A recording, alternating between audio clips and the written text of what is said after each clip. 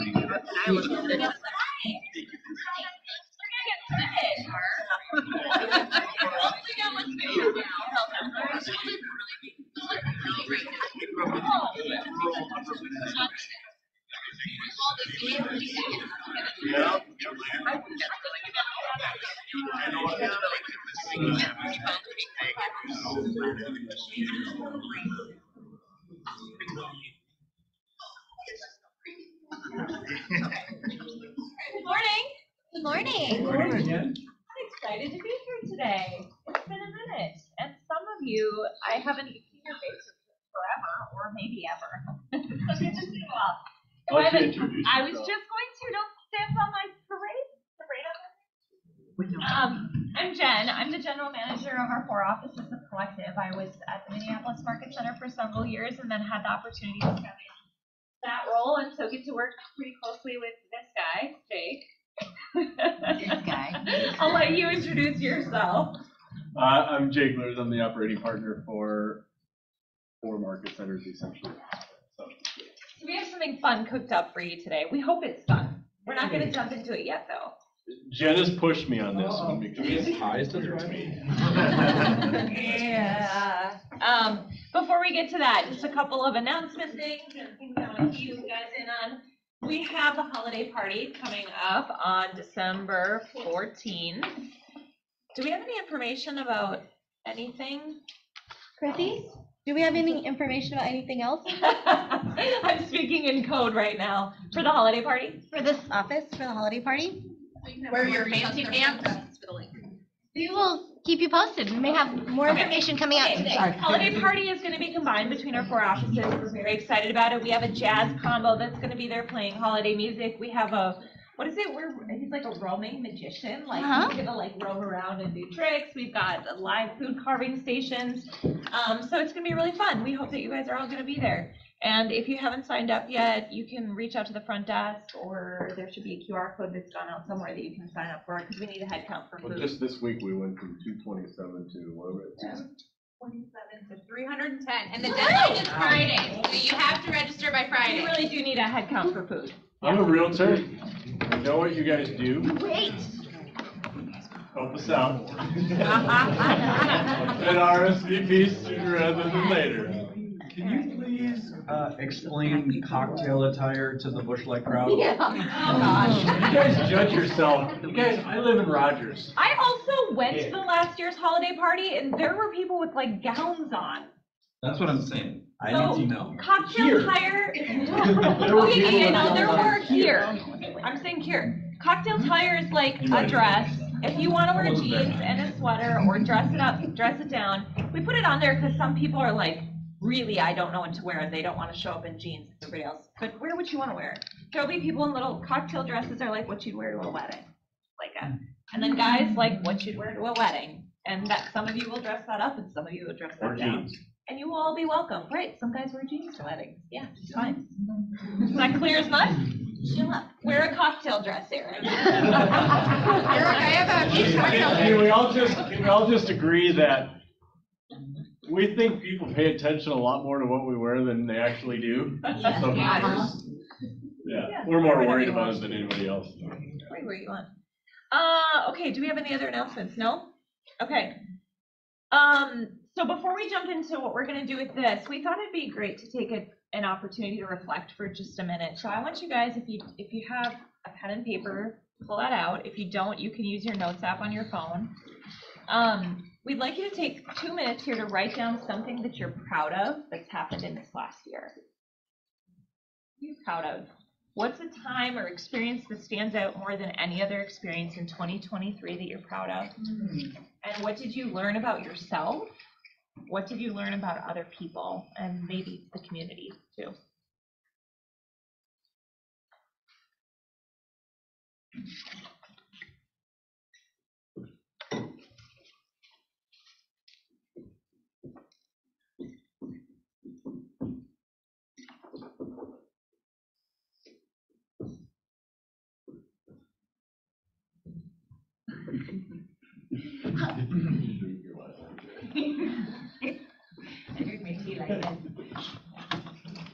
Proud of what's a time that stands out more than any other time in 2023? What did you learn about yourself, about others, and then if it applies, like about the community or the greater?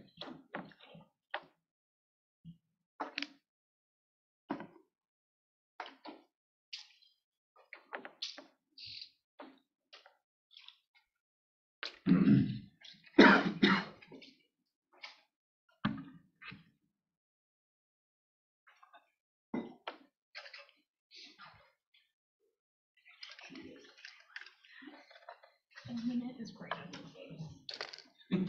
You want to take it down? You have the red, like, long one. Can you pull it? I know. Just so you guys don't know, the camera was like daggering me right now. Receiving text messages. We've had 2 fall on our heads over here. So. Already? So heads up. Sign a waiver. All right. We'd love to hear from a few of you. If there are 2 or 3 of you that would like to share what you wrote down. And there's those online. I don't see a single camera on. I do love your faces, but We welcome you, Jason, there you go. You guys can share too. Be part of it. Yeah. If you want to share, what are you proud of? Oh, come on. Oh, okay. The loudmouth logo. My coach pushed me to do more video content on social media, and it's super uncomfortable. And I did it, and I do it almost weekly. Awesome. And you just did another one. Yeah. So now pretty much everything I do in my day, I'm like, ooh, content. Oh, wow. That's awesome. That's great. Good work, Jen. Great. Well, Great. Eric? I have not missed a single kids game in 2023. Wow. Not an easy feat. What did you learn about yourself? I think you realize how fast your kids are actually growing up, and you go, holy crap, this is not, my priorities are messed up if I'm not doing this. Yeah.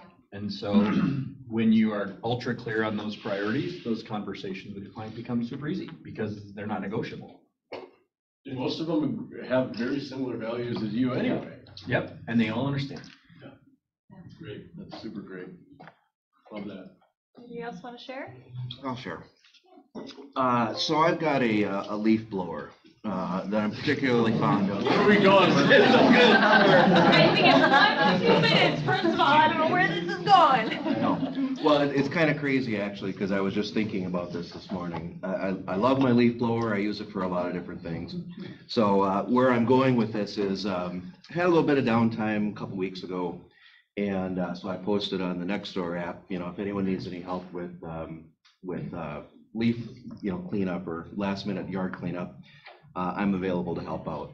So particularly for people that can't do it themselves. And so I got a couple of people that responded.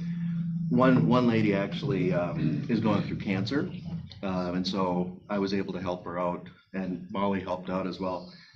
We did her entire backyard, hauled away all the leaves, and I got to use my leaf blower. It's a true win-win. That is a win-win. That's awesome. That's awesome. Good for you guys. That's super helpful. Great. Okay, you ready? You want to set some people? Oh, I will set the stage. Okay, sorry. You don't need to worry. So we were trying to figure out, like, how do we end the year? This is very typical. We would maybe just talk about vision and what this last year has been and where we're headed. And we kind of said, well, Jake, why don't I just ask you some questions? Because I've gotten to know him. We've worked closely together for several years now, and we'll talk more about that. And I'm like, I feel like if I ask you some questions, we can pull some good stuff out that he just doesn't offer up, because I'm speaking on your behalf now. He feels like bashful. I don't know what the word is. Like, you don't want to brag about stuff. You don't want to just offer things up. Humble, yeah. So I'm gonna try to pull some stuff out of him today for you. It'll be fun. She didn't give me she's like, I'm not telling you what I'm asking. And so I said, okay. We'll show up for this. Yeah, we'll record in just a second. Yeah, so I launched a podcast a couple of months ago now, I guess. And so I said, why don't we just do dual purpose? And so we're gonna live record a podcast episode now. And then we're throwing a little fun thing in. If you guys have questions, whether they're professional or personal, I can't promise you Jake will answer them. But if you want to write them down on the card and then give them to I'll come around and get it. Chrissy, quietly, because if we get background noise, we won't be able to take the cut of the audio. I mean, if there's a ton of crazy background noise. So quietly, just pass them to the end of the row, and then Chrissy can grab those, and then we'll pause to read some of those questions and answer them. And then make sure your phones are silenced if you could, or off. And I think that's it. Okay. Okay, so we'll people record too. now. I'm excited. Okay. I'm so glad you are. Just wait 1 second.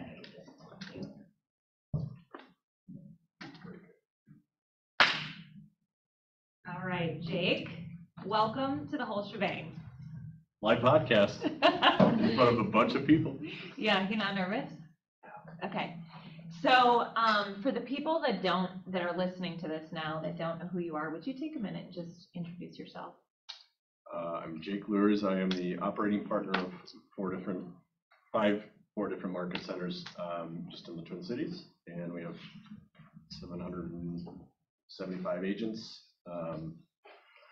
I have 2 kids. I have a 12-year-old Garrett and a 9-year-old Rayan. My wife is Stephanie, and I love long walks on the beach. I knew you were going to say that. Too predictable. I got to change it.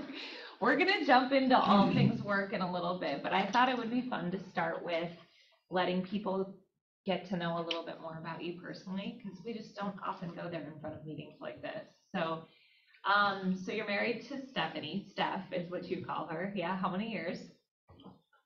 16 years now. 16 years? Okay.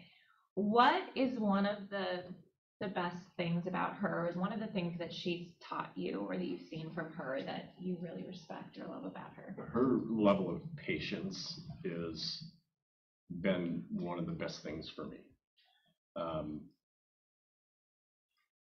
I can get caught in speed and efficiency and being effective, and sometimes that's a really, really good thing. Other times it causes you to miss things. And so she's able to kind of slow it down and just take a breath. I look at her as She is the conduit to a lot of our communities, like personally. And so she's always the thoughtful one. She's always the one that's at somebody's sick, so we make them something and I'm bring them some soup. She's the thoughtful one. And I believe I'm actually thoughtful on the other side, but I'm much more linear when it comes to thoughtfulness. And I was talking with one of my coaches yesterday, and one of the things that she brought up is she says, you are unfortunately fixated on your career. And that you've got to work on some boundaries so it allows for the creative side on the personal side to show up. And so how to do that, that's going to be my journey. I don't know how to do that quite yet. But so she ultimately, and watching her parent the kids, she was raised on the exact opposite side of how I was raised. My dad was very strict. And eventually they got divorced, and then my mom was on the opposite side because she knew that was coming from that angle. And so there was a lot more freedom on the other side. And so when they got divorced. So there's freedom on your mom's side and strictness on your dad's side. Okay. And I've taken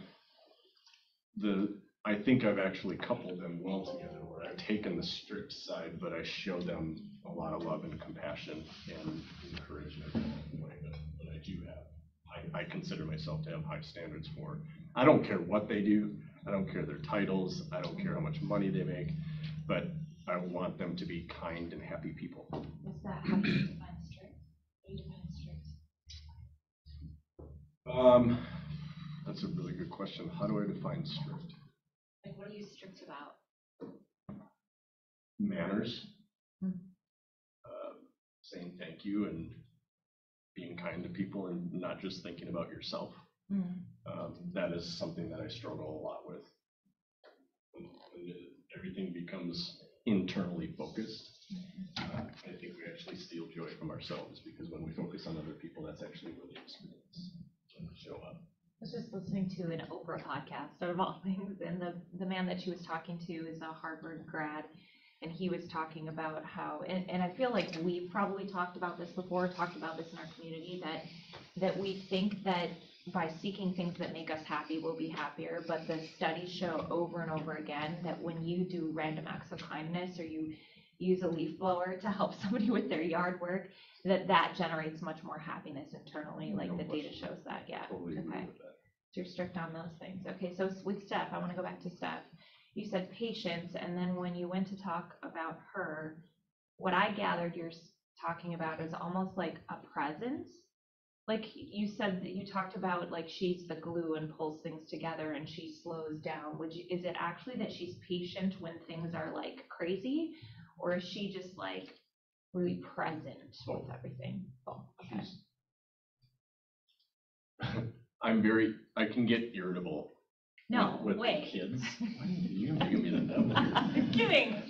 But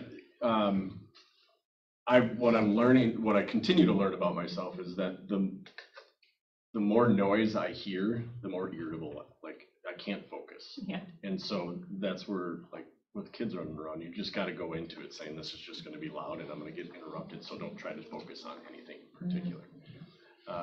But she's patient and allowing them to learn, and I'm getting there. And she also is the person that people to go to when they're struggling, because she doesn't always offer advice.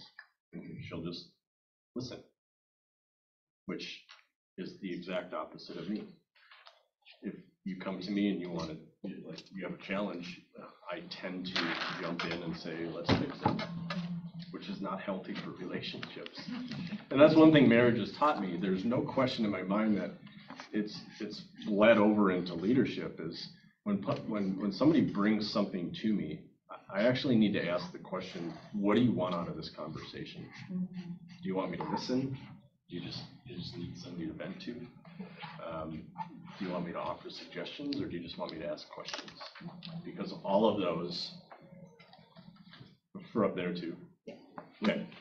All of those are important to have effective conversations for what people are trying to get from it. But a lot of times, if you don't ask the question, they don't actually know what they're looking for. So if you just pause for a second and say, what do you want from me in this moment? It helps them figure out, like, first off, I just want to bitch. I just want to complain. And then it's funny how quickly it moves into, okay, I'm good, I'm going to move past this. Versus me coming in with a solution and they're not done with it yet. You find yourself into this, I'm just going to stay here until I feel like I've vented enough. Yeah. And it prolongs the venting, which doesn't actually help the relationship. And so, and that actually happened from one of, Steph and I don't argue very often. And one of them was 25, 26, so it was, I just want you to listen is what she said. Any women in here ever say that? It's probably not a gender thing, by the way. It's But just yeah, like, I don't I've know, been what there. does that even mean? Like, why wouldn't I want to help? Yeah. But everybody's different.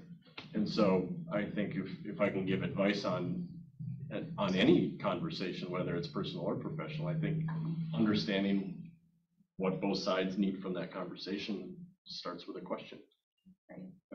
Okay, your kids. You have 2 kids, Yep. 12 and how old is Rand? Garrett's 12, Rand's 9. Yep. What lesson have you learned from them?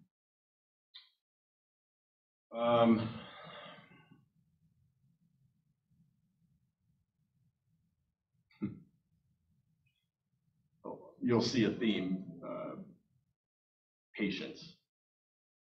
And when I say patience, it's too often myself, early on, you try to control them. But they're human beings. They're not for me to control. It's for me to ask questions when they do things. And so I try to avoid telling people what to do, and it's come from the parenting side because telling people what to do doesn't typically work out well. So being a sounding board and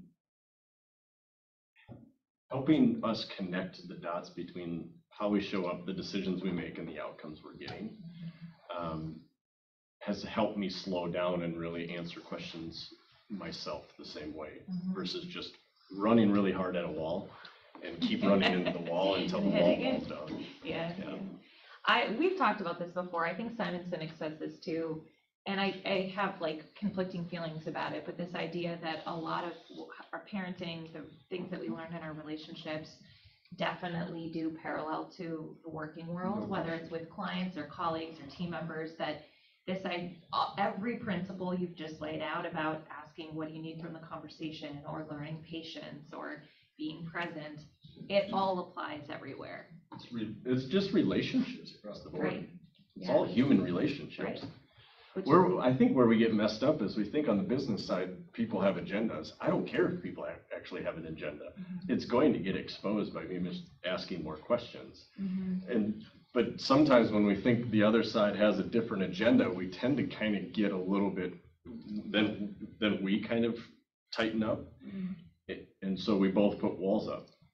And we think we're actually strategically maneuvering each other. It's like, this is stupid and a waste of time. Because if I can't be transparent and open with you on the front end, what's the point of a relationship if we can't go there? And so I don't have any problem with people having an agenda as long as it's not hidden. Where I have a problem is it's hidden and they're trying to get somewhere without me knowing they're trying to. It's like when somebody calls and leaves you a voicemail and they don't tell you why they called. I don't know why this bothers me so much, but for some reason in my mind, I'm thinking, if you're not telling me why you're calling, there's probably something you don't want me to know because you don't think I'll call you back. I feel like this is a negativity bias happening right It's here. just like, just tell me so I can prepare and I know why I'm calling you back. That's just a me thing. Don't worry about it. All right, I want to pivot. Not everybody knows that you did an Ironman.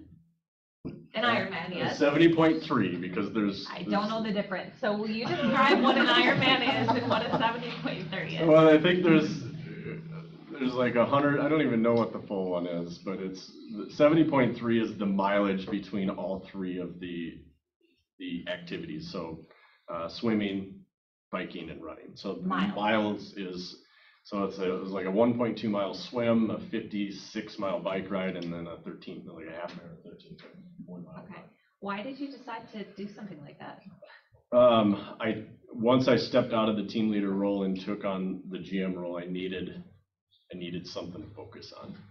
And that required me to change eating habits. It required me to focus on certain fitness, different muscle groups to be able to prepare. And honestly, it was somebody that said, you should do this. I was like, no. They're like, yeah, you can do it. Let's do it in 6 months. The only thing I don't know how to do is swim.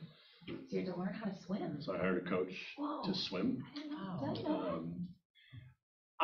I could swim. Why? There's a difference between something that looks like it's struggling on the surface of water and an efficient swim. And so I knew if I was going to swim that distance, I wasn't going to burn myself out by doing it inefficiently. So, okay, so you did the race. I did. You trained. How was training? Awesome and awful. Okay. Just what you'd expect. Okay. Well, let's talk about the race. What was the day of? What was the experience like for you? Don't drown and I'm not even like, you go in Were you lake like swimming. terrified? Were you frightened? I wasn't frightened.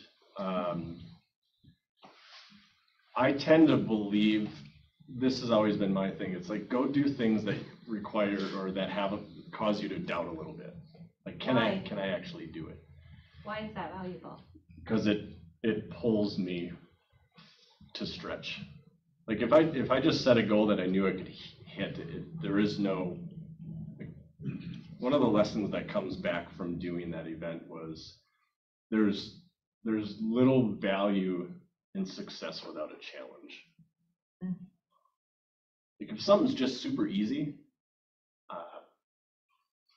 was talking to Claire in Minneapolis.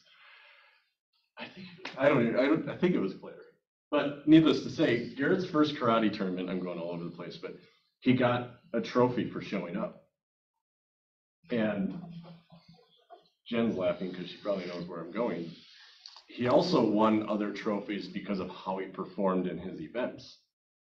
And so I was cautious, knowing that I could probably influence how he thought about that trophy.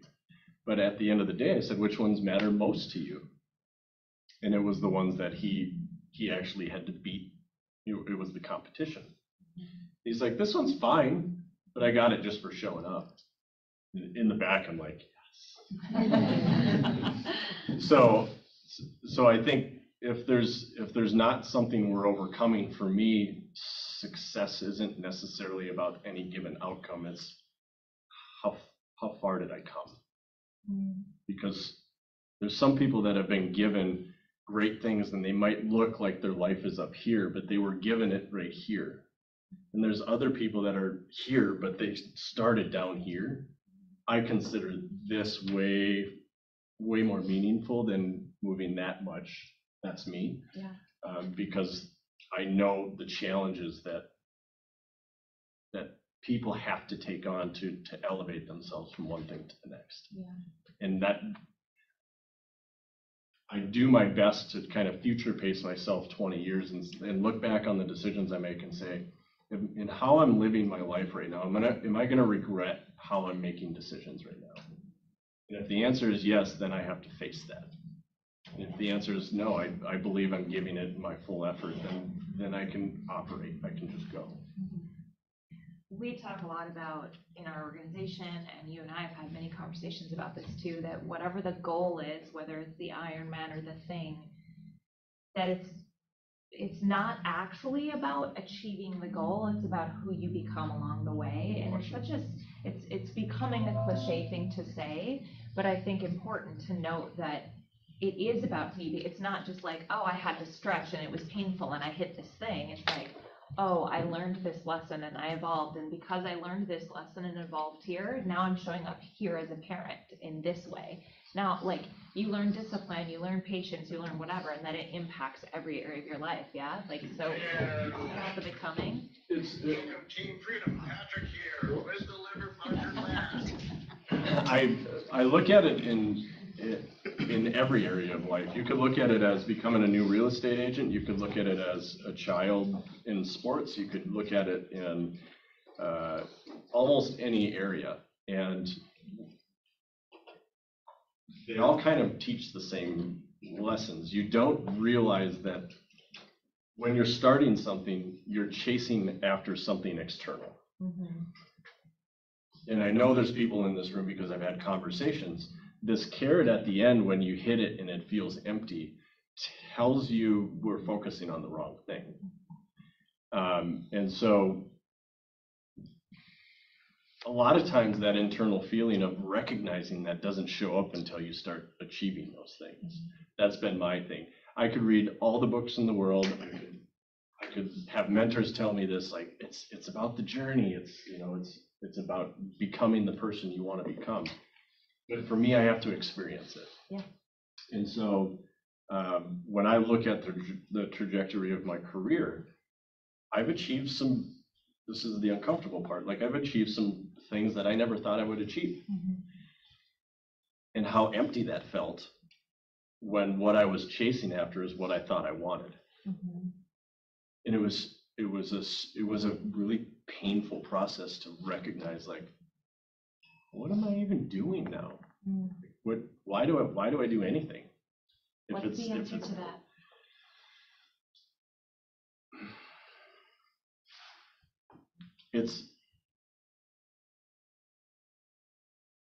There's an integrity component of I want to live within my values. And I think when I think it was either today or yesterday, I posted something about your legacy is less about the money you make, the titles you have, the accomplishments that those are all cool. Like, let's enjoy those along the way. I'm not minimizing that. Guys, I'm still gonna go live a kick-ass life and I wanna go do really, really big things. So I'm not suggesting that we set small goals. What I am suggesting is let's make sure we put them into context, that we're not sacrificing everything super important to us just to get a title or an accomplishment or a dollar amount. That's really kind of where I'm. So it's more about the example of how I live than it is about anything externally, because I think that's actually what we leave with people is how we live our lives. And what I like to do is try to create as much alignment with people and what their goals are and enjoy the process versus just saying I want to double my business. Because I don't believe most people when they say I want to double my business, because when you ask them why, there's not anything that actually is pulling them. And so if there's not a definitive, it's the same thing in our organization. Like, why are we building what we're building? It is about the people, and it's as cliche as it sounds, but nothing else really matters if it's not a great culture, if it's not challenging people. I've seen people massively overhaul their lives in this organization.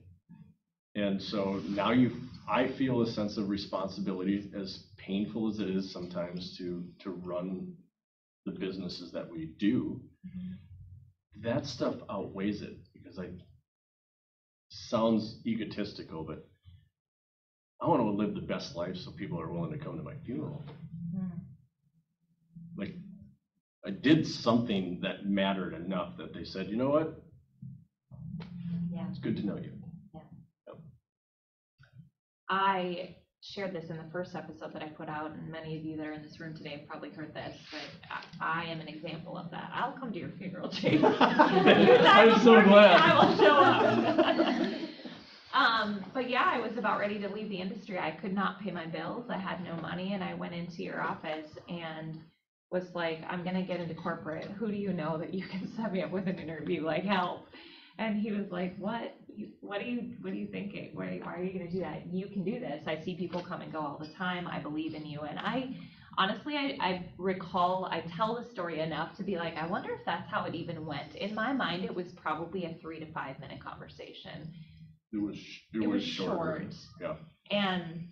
And you basically, in so many words, just said, I believe in you, and what do you need? And I'm gonna share something that maybe you don't want me to share, but it's okay. I'll ask for forgiveness later. you were like, well, what do you need? So for those of you that don't know, my brother had just passed away at that time, and I was like, couldn't pay my bills, and just, how am I gonna do this job? And so I said, I need to be in the office, I need to be around people, and I can't afford to pay for anything. I couldn't pay for a lockbox, I couldn't pay for photos, I couldn't pay for anything. I said, but I would really like to have an office space. And you said, well, I'll front you for 3 months to share an office with Kim Eckert, was the one at the time. And then after that, you need to be on your own. And I was like, okay. So I showed up and just put my head down, and my business ended up going. But to your point about what is the responsibility that we have in a community together, or as leaders, we are all influencing somebody in some way. And we don't realize sometimes that a 3-minute conversation can change the course of somebody's life. So thank you. You're welcome. Thanks for sharing. So I want to pivot a little bit. So how long have we worked together now? How many years? I came to the office 2015 as an agent. 9, 10 years. 17, so we know each other a little bit. Yeah, a little bit. For better or worse. Part of why, for those of you that are listening that don't know, part of where this podcast came from was in the last couple of years feeling like we or me, and society in general has gotten lopsided in sort of this hustle, grind, go mode, and very linear and very logical, which is very left brain focused. And kind of ironic that you started out by saying your coach is telling you need to get more on the creative side, which is the other side of the brain. And so the whole shebang podcast is about how do we reintegrate these parts into every facet of our life that we've not integrated, because I think it creates a more whole and healthy life. And so I have been on that journey for the last 3 years because I'd been functioning so hard in my go mode. I had to survive, to pay my bills, to get out of that hustle mode, and then was burning out, and relationships were not in a great place and all the stuff. So, and you've had a front row seat. And it's been kind of wild because there have been days that I'm like, I'm going to try something and this is going to be weird, and I'm going to bring in creativity and vulnerability and connection into work, and I'm going to try this thing. And poor Jake is just buckled up along for the ride. So I'm curious to just hear, we've never talked about this. I'm curious to hear your perspective, how you've viewed that, how you've handled that, what your thoughts are on that. It's been awesome and frustrating, full transparency, because when things are logical, you feel like you have a better opportunity to control them. And we all want control. We all want to control things as much as possible. Another one down. But you don't actually get to allow people to maximize themselves when they don't live the full version of how they want to show up. So if I'm a leader and I'm dictating what you do and how you do it, and you have to do it a certain way, I think we limit people when that happens. Now, you are in the right for me to trust you, and I was like, whatever the hell you're talking about, go do it. And I still want results. It doesn't just negate the business. We have a responsibility to the people that we're in business with. And so you're like, okay, great. And so I kind of pulled off, and when you stepped into the team leader role and I stepped into the general manager role, I'm not proud of the first 9 months of how I led, because it was accountability that wasn't helpful. I don't think I was disrespectful. I just want to make sure that it was clear. But it was intense, and it wasn't fun for me, and it wasn't fun for the team leaders. And so that was where I needed to let go a little bit. And so there does need to be this very delicate dance between what we're talking about with head and heart, right brain, left brain. Yeah, because anytime you go too far, almost in anything in life, too far one way or the other, there's pros and cons to that. There's pros and cons to being super creative all the time and being able to just feel the world and watch it evolve. And then there's other times you're like, no, damn it, I'm going to go make this happen, and this is how it's going to work. And I think I think my philosophy has gone to, I'm going to over-index on the activities that I can do, and I'm going to create my own fallout that I'm going to be completely fine with. So the best, if I'm gonna talk in a business sense, or I could talk in an Ironman sense, I'm gonna over-index on the amount of conversations I'm gonna have with people to give me the best opportunity where I don't have to convince somebody to meet with me. I'll attract the right people that wanna meet with me. Versus making way less phone calls and I'm doing way more pressure to try and make it happen. And there's two different, those are two very different paths. It was the same thing on swimming. Like you hear, I over swam, like one training session, I swam 2 miles. Even though I only needed to swim 1.2. That was helpful for me to know that if I can go 2, things can go sideways. And full disclosure, I was just looking to finish the race, and Gordon was there. So on the swim, I went way to the outside. I was like, just go ahead, just pass me, because I'm not looking to, because you get in there and people are kicking you, and it's like, you're in water and you're swallowing, and you're like, what the hell is going on? What am I doing? So I probably swam 1.5 miles because I was so far outside of the cones that they had to brush me like, hey, get back in. I was like, just trying to stay out of the way. But I think that gives me space to let things go because they don't have to go perfectly for me still to get the outcome that I'm looking to achieve. I think right now, I think we're kind of talking about two different things. Like what we're doing today, to me, is an example of a right brain thing, because my hope from this conversation today is that you all feel a little bit more connected to Jake. And when you feel more connected to Jake, what does that do for you and your business? What does that do for this business and this market center? Versus let me like go sell more houses. Those are linear things and these are like right brain connection things. And so I think they are all interconnected, but this isn't always comfortable. Like this is new, and it's not just this in particular, but being more vulnerable, being more open, being more creative, it's not as controlled, right? It's not all those things. And I'm a big believer that it's really important, really healthy. So I guess one thing I wanted to say, like in front of everybody else, is that I really appreciate that you've allowed space for it, even though it's been super uncomfortable, and anytime we do anything new, it's awkward. It's like awkward for me, it's awkward for you. But that is a pillar of a tenet, I would say, of the organization that we're building, right? Which is, what's the vision of the company? You can state it, of the collective. Is that it? It's to help maximize people's potential, essentially. I mean, if I'm really gonna boil it down, it's how do we allow each person to maximize who they are and what they actually want to achieve? Yeah. And that's both personally and professionally. I don't think one exists without the. Right. I don't look at success as somebody that's crushing it in business and their personal relationships are awful. I get frustrated sometimes in this industry because of the perceived notion of success. Somebody selling 50 million and they make 100 grand.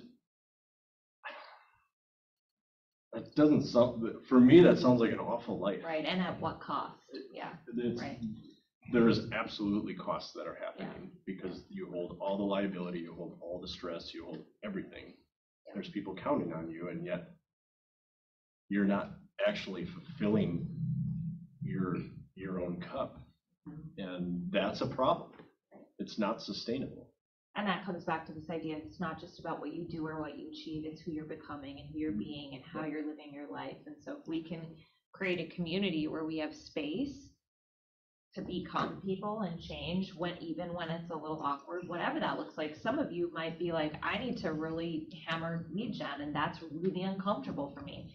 Everybody's level of discomfort or where they need to grow is going to be different. But having a space that feels safe to explore that is what allows us to grow. The interesting thing is, I think naturally our industry has a lot of people that understand this logically. And I just don't. I used to think in the past, high drivers, top producers, they don't want any of this stuff. It's actually not true. I think sometimes those people actually need more of it than anybody else So I've just gotten away from, I don't really care what they think. There's some significantly large producers in this office and online. And I'm naturally in the back of my head thinking, why would they want to listen to, doing things for the right reason, the right way, and maybe not think of this XXX goal? I was like, I tend to believe that when you live in alignment and you're able to show up authentically, those big goals show up. But they're not forced. We've all seen people that seem to just flow through and build a big business, and there's fluidity with it versus the ones that are trying to force it. We all know the people that are trying to force it. I don't care if that's your approach, but there's a cost benefit to that. Right. We have a question from the audience. Are you ready? We'll see. Yeah, we'll see.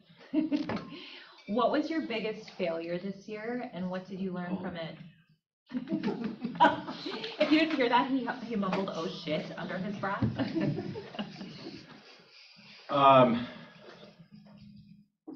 If I'm gonna be honest, Which you should be. This has been one of the most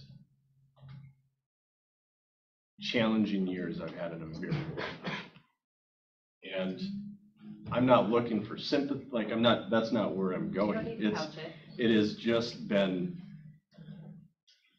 almost one thing after another. You're like, gosh, I feel like I'm doing everything right, and then you just get punched in the mouth again, and you're like, what's going on right now? So to isolate it is a bit of a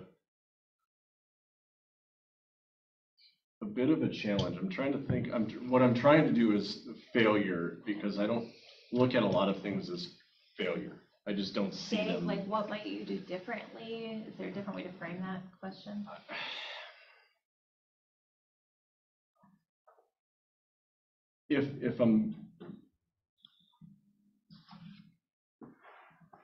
I wouldn't change any of the events. In all the bigger decisions that I made, I don't think I'd change any of the bigger decisions, because when I look back at them,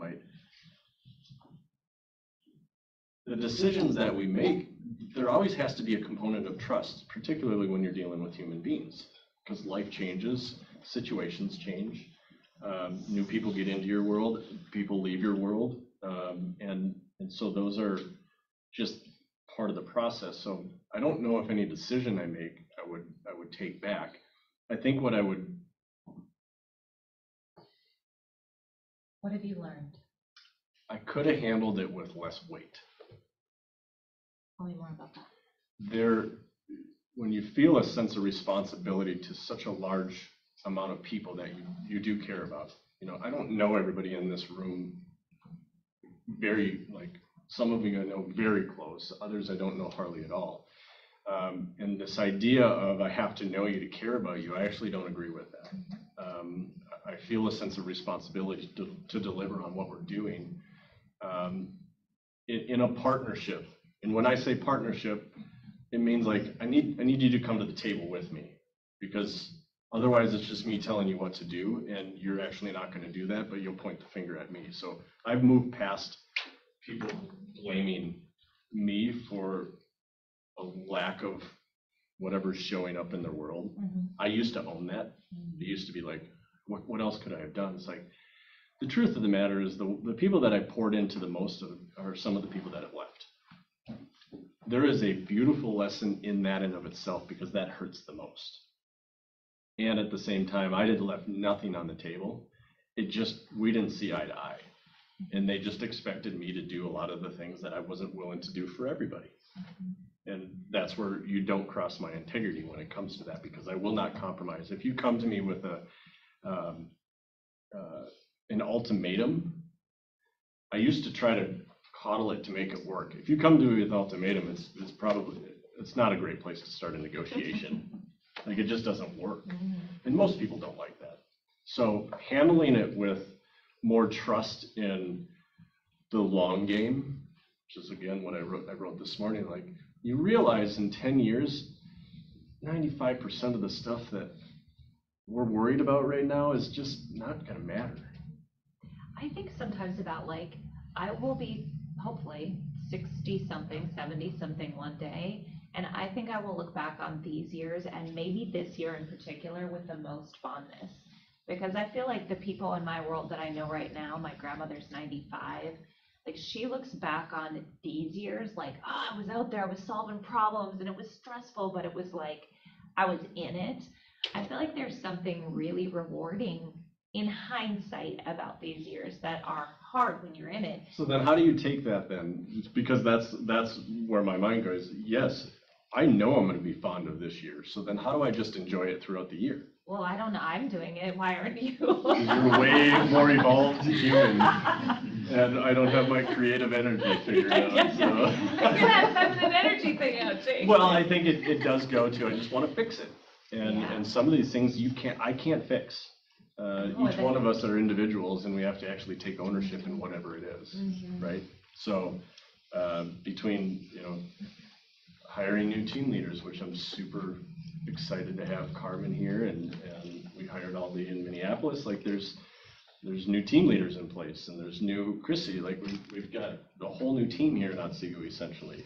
And so when people leave, it hurts. Like I don't know how to separate business from personal completely. Put that on your goals maybe for next year, yeah. I still like the relationship though. It's how do you care, and also I call it a detached, not indifferent. Yeah. Meaning I can detach from somebody making a decision, but I don't feel indifferent about them. Yeah. I just give them the freedom to make the decision regardless of how it affects me. Yeah. Okay, so as you're learning to live with less weight, what makes you laugh? Steph says this often. If people could see how goofy you are at home, they wouldn't believe it, because when you see me at work, I'm pretty composed. I'll kick over to you. Another one down. Okay. Just awesome. My kids make me laugh. There's no question the things they do. What's your favorite movie? What's my favorite That makes you movie? laugh. Dumb and Dumber is probably towards the top, Okay. which you probably know from the references that I make Yeah. often. I'll just do one-liners and she's like, what the hell are you talking about? I was like, you need to watch the movie. Also, the Nature YouTube guy. Have you guys seen this? Well, what is it? What is it Go called? watch YouTube. It's a nature walk. It is the cheesiest. It's so funny. He's a, like, But you guys are gonna be like, Jake's sense of humor is No, awful. well, that's what we want to know. Yeah. I just love goofy and quirky things. Yes, I use that one often. But it's funny you asked that question. Like it's the small moments. Like I'll share this story. Garrett is super witty, and he learned that a donkey was a jackass when he was like 10. And he came into our room one Saturday morning and he said, "Get your donkey out of bed." Like, get your ass out of bed? I was like, that's super funny. 6:30 in the morning, I'll laugh at that, even though it's inappropriate. Like, he just put the two together, he's like, why don't you guys get your donkey out of bed? I was like, that is awesome. That's super smart. Love it. Yeah. Okay, heading into the new year, what advice do you have for people that are listening as they're looking back at this 2023 and looking forward to 2024? Two things, and they go together. Take 100% responsibility for everything that's showing up, and don't judge yourself at the same time. I think sometimes we're afraid of taking full ownership, and even if somebody's wronged us or things didn't work out, we then go to judging for things not working out. Judging ourselves? Judging ourselves. Yeah. And so to not judge ourselves on the outcomes, but judge ourselves on how we're showing up and the effort we're putting forward. I really just get to this place of we give away too much control when we start pointing our fingers. And that is also something that I'm working through with the coach. Like, entitlement does nothing for us. I don't care if you think you deserve something. You might deserve it. It doesn't change the fact that you might not have it. So if you just say, you know what, I'm in 100% control of what I choose to do, it takes a lot of poison out of the world because we're not actually then looking at other people as our problem. We just allow them to be who they are.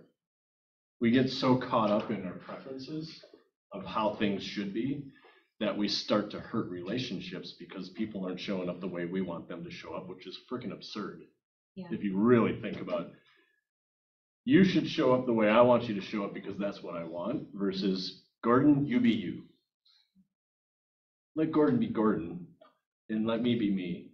And I'm gonna go work or I'm gonna go do whatever. And so when we own everything, it actually puts us in the driver's seat to make better decisions for ourselves. And then just give ourselves some compassion when things don't work out. I failed more than probably most people in this room this year. I'll be way further ahead in like 2 years. What I love about this year is like there's 2 businesses that are not going to be anymore. One of them was not in my control. The other one I had a part in. It's weird to sit here and say that to you guys because it's like, hey, look at me. You sure you want to follow me? Well, if you look at business as a whole, not every one of them does this. You can do everything possible, and that's where I was judging myself very, very harshly throughout the year because it's like, why are things not moving? And the funny thing is, part of what drove that is what I was worried about you guys thinking. Like I didn't want to lose credibility. Do I really get to control that? No, I don't. If you guys are going to think whatever you think about me, regardless of what shows up. And so. This is just my 2 cents. I think maybe I'm going on a limb here, but I think when you share the failures and you share those things, to me, it gives you more credibility because we all have that stuff. I say that in your seat. Yeah, but it's hard for you to not judge yourself. You see how the lack of self-awareness shows up. It's like I can say what you're saying when I'm looking from the outside looking in. I would never. I actually see more, but then I got to do it. It's like no, I don't want to do that. Yeah. So it really becomes really interesting how much we can actually lack that self-awareness of we're not showing up the same way we would like treat somebody else. Yeah. So how do we bring the same compassion and empathy towards somebody else, towards ourselves? And if we're getting down to some of the work that I've had to do is like, do you love yourself enough to give yourself a little bit of a break? And the answer sometimes was like, I don't want to give myself a break. And that wasn't all healthy. Right. But it makes you, the painful moments require you to face it, which is one of the best things about painful moments is you don't get to just ignore it anymore. You are practicing what you preach, and that's really valuable. So for us to say, hey, face your stuff, guys, that stuff that you're not facing is getting in the way of your personal and professional growth. And the fact is that we all have stuff that comes up, or all of a sudden our self-awareness goes, oh gosh, I am being really judgmental. Yep. It's easy to just focus on other people and not to do the work to evolve in those ways. And I'm really grateful to work alongside you and have you be practicing what you preach in that way, because it's not easy to do. That's awesome. Yeah. Thank you for sharing today. Yeah. Thank you for being on the podcast. Thank you for being open. Thanks for having me. Awesome. Okay. I was sweating.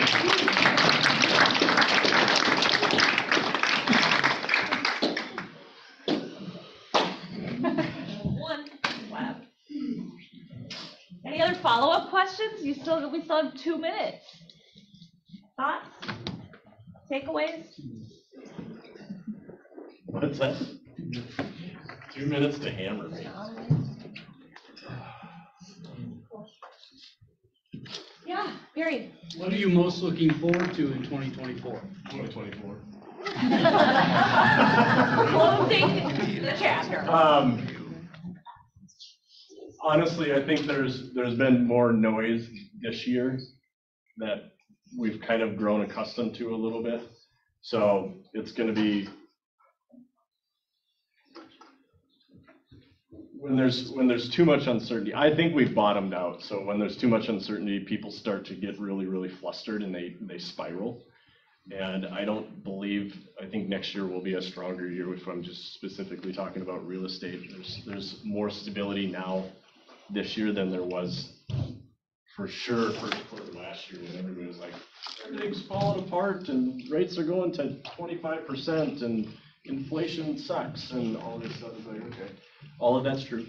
But there is a sense of talking about failures. We hired a team leader in Minneapolis that didn't work out. So within 45 days, we were on the hunt for another one. Here, you guys went through a transition 2 times as well. One was a decision that was made, and the other one, the team leader made, and it made complete sense, and we fully supported it. But it still was a transition. So there's a lot more stability now on the leadership side, which brings more stability to the agents. So that's something that I'm afraid to say because you don't want to jinx it. But when you got 35 employees, life changes for people. They move, somebody gets sick or parents, like a lot of things show up, so. One of the things that stuck out to me on the podcast today was you talked about the separation between your professional life and your personal life. And I've always kind of gone back and forth on that, and I'm just wondering your thoughts. To me, it's not necessarily a separation of those two. It's letting one of those identities define you, maybe that you're not as bought into, right? Like if you're, like you talk about having an identity as an agent and having a crappy relationship at home, or vice versa, right? Being ultra happy at home and not being able to cut it in your career. Whereas to me, being an agent and being a dad, like those two things like meld who I am. And so I don't or can't logically separate that because I enjoy my career, I enjoy my family.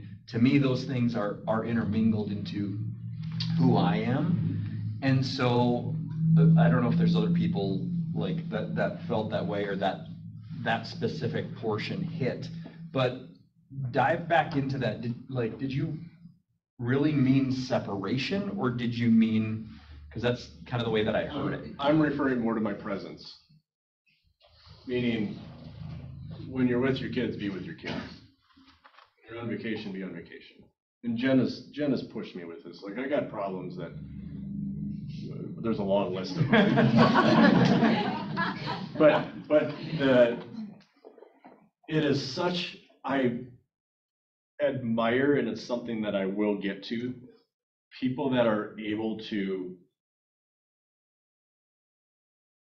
be present in the moment regardless of what's going on at work. So be at home at dinner, even though I don't have my phone next to me, I am still cranking. And I realize I'm probably not the only one in here.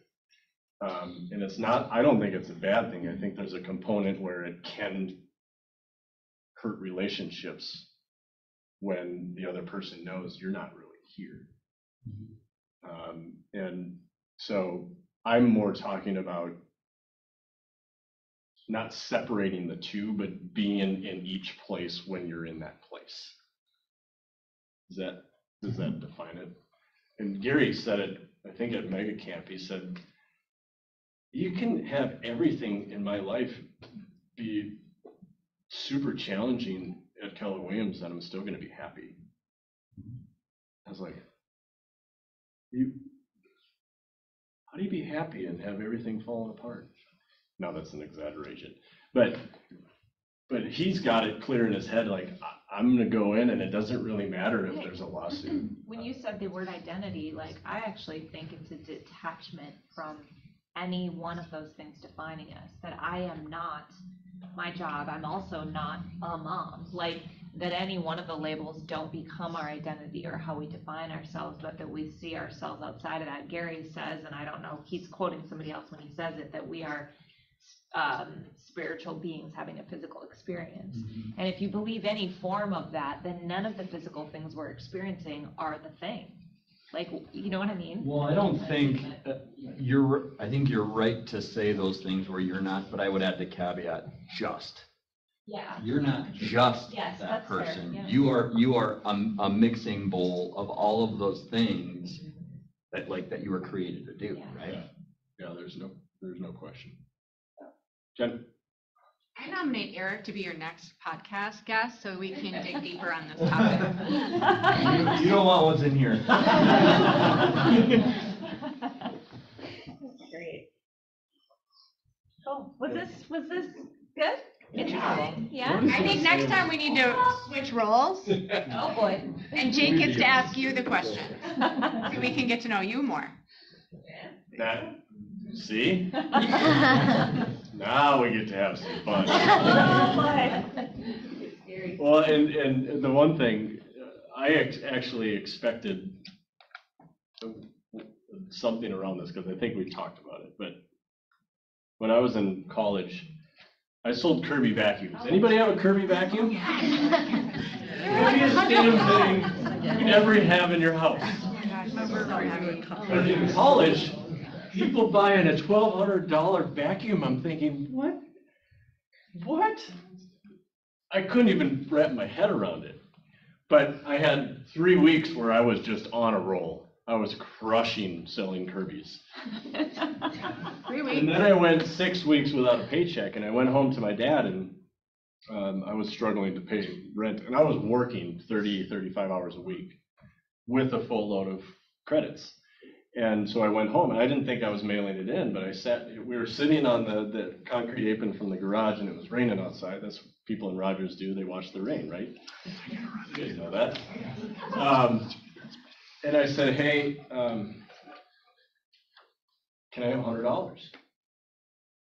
I can't make rent. And he looked at me and he said, no. The words you would have heard me think, you'd probably have a different idea of who I am. But it was, and we laugh about it now because he doesn't remember that moment at all.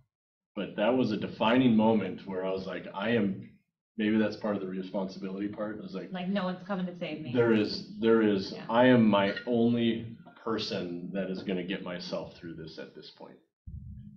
And it wasn't because he didn't have money. He had plenty of money, which is probably what irritated me more, where I felt a little entitled, like, hey, I'm your kid.